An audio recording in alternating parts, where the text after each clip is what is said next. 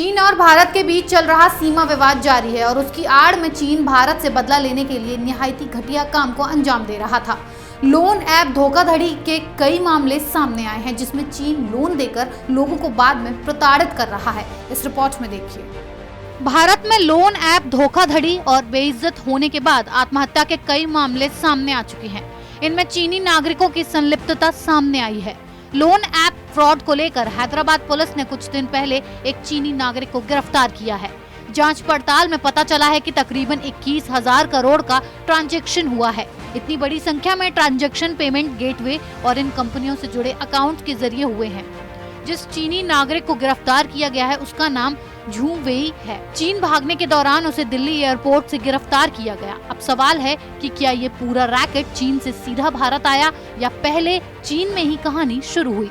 असल में वो वक्त 2016 का था जब चीन से ऐसी खबरें आती थीं जहां कर्ज लौटाने के बदले कॉलेज जाने वाली चीन की छात्राओं को उनकी बिना कपड़ों की तस्वीरें भेजने को लोन देने वाले कहते थे। इसके पीछे मकसद होता था हफ्ते भर के कर्ज के बदले कई गुना ज्यादा ब्याज लगाकर पैसा वसूलना।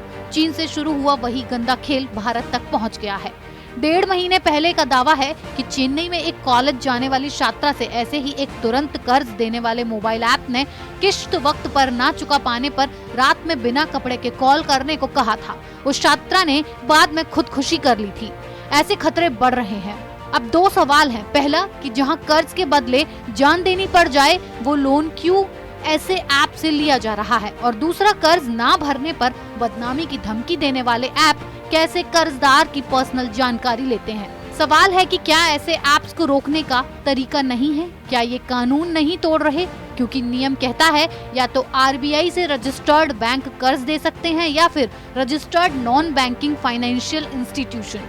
लेकिन नियम तोड़कर ये मृत्यु जाल फैलाने वाले ऐप्स का शिकार भारत का नागरिक बन रहा है, जिसे रोकने के लिए जरूरी है कि आप अपने आसपास के लोगों से बात करिए।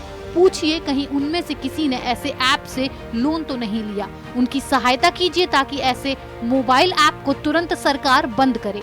वित्तीय मामलों के जानकार सलाह देते हैं ऐसे ऐप से कर्ज लेने की जगह कुछ दूसरे रास्ते अपनाइए। अगर आपको पैसे की जरूरत है तो सबसे पहले आप अपने परिवार या दोस्तों से उधार मांगे। ये सबसे सुरक्षित तरीका है। दूसरा तरीका लोन अगेंस्ट प्रॉपर्टी है, मतलब आप अपने घर के बदले बैंक से लोन ले सकते हैं जिसकी ब्याज दर पर्सनल लोन से काफी कम होती है। आप अपने निवेश पर भी लोन ले सकते हैं जैसे गोल्ड या म्यूचुअल फंड।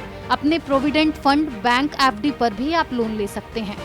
कई संस्थान कर्मचारियों को लोन की सुविधा देते हैं। जरूरत होने पर आप इसका भी इस्तेमाल कर महंगे लोन से बच सकते हैं।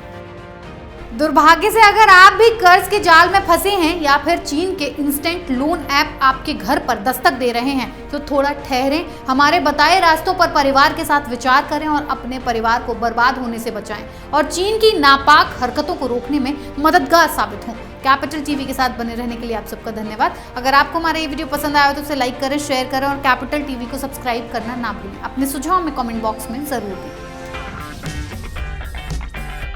अगर आपको हमारा वीडियो पसंद आया हो तो इसे लाइक करें, हमारे चैनल को सब्सक्राइब करें और हाँ, बेल आइकन दबाना ना भूलें ताकि आप तक हमारे वीडियो की नोटिफिकेशन पहुंचती रहे। आप अपना सुझाव हमें कमेंट बॉक्स में दे सकते हैं। हमारे साथ जुड़ने के लिए शुक्रिया।